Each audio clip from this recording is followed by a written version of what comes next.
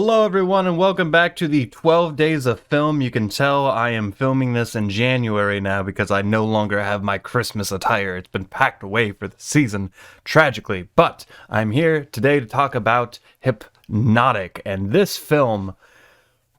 oh, this is gonna be a doozy. So this film is something of a disaster. And it took me almost an hour into the film to realize that. And trust me, I want to like this film. It's by Robert Rodriguez. He's directed like Spy Kids and Sin City, Alita Battle Angel, which are all films I feel pretty strongly about one way or the other.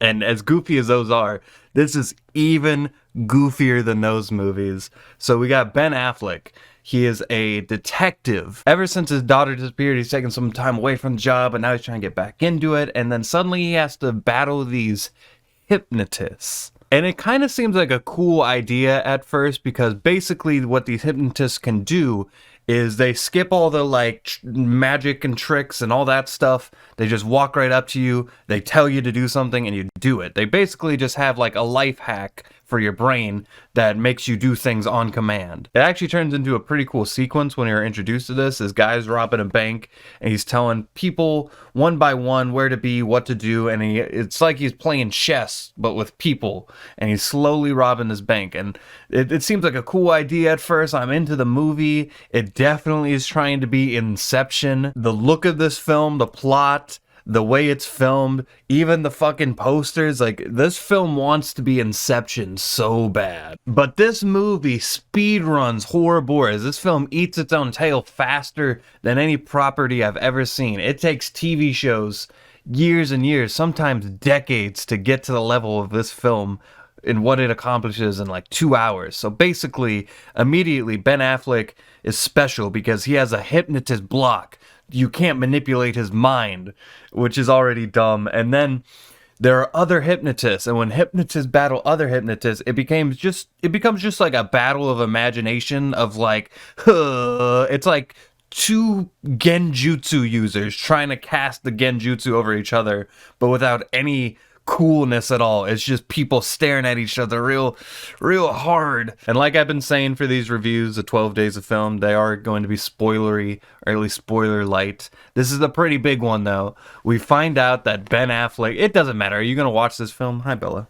We find out that Ben Affleck has been in a genjutsu the entire movie. And when I first found that out, I thought it was like, okay, that's actually a pretty good idea, because there was some stupid stuff going on in this movie.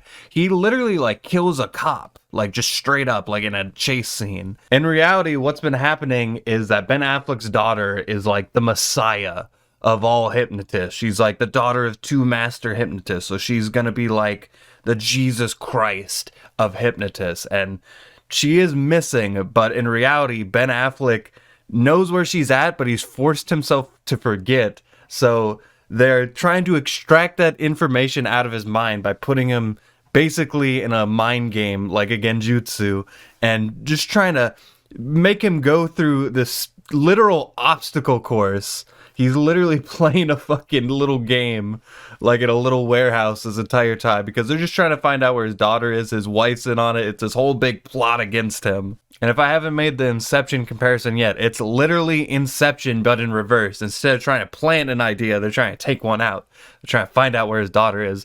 And when we finally do all this, again, I'm gonna get into pretty big spoilers with this one, because it's just, I can't not talk about it because it's such a big part of the movie. So when they finally find her, everyone goes in and they have a hit team attack this little girl. And all the stakes, all the tension that this film was building up collapses on itself, because we're so worried about this little girl, this vulnerable daughter of Ben Affleck. And when we finally get to her, she is literally Superman. If there was any worry that this entire time this person was in danger, or Ben Affleck was in danger, it all was eliminated the moment they stepped onto this fucking ranch. And there have been other films I reviewed recently where I'm like, it's not great, the script isn't great, but at least the cast is holding it together.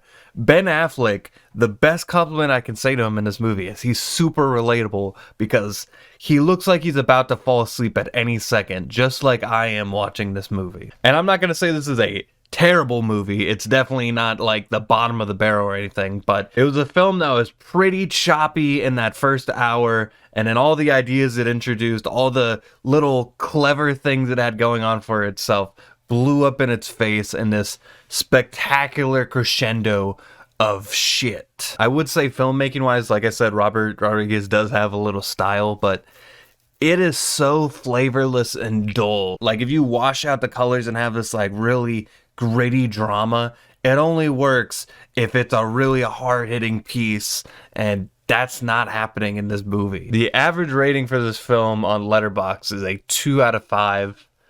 And that's what I gave it to. That's probably one of the most accurate Letterboxd depictions I've seen. I just want to shout out this one review right here. "Pain keeps the mind awake," a quote from the movie. And that explains how I made it through the movie. I like watching all kinds of movies, so I would say I don't regret watching this film, but I don't think there's a whole lot of people are going to walk away from this saying that they had a good time with it. So go into it with that mindset if you are. If not, then don't worry about it. I'm going to give Hypnotic a 4 out of 10. I hope you guys are still enjoying the 12 days of film. We only have a couple more to get through. And as always, I hope the new year is going swimmingly for you all. I'll see you tomorrow, and until next time with that, I leave you.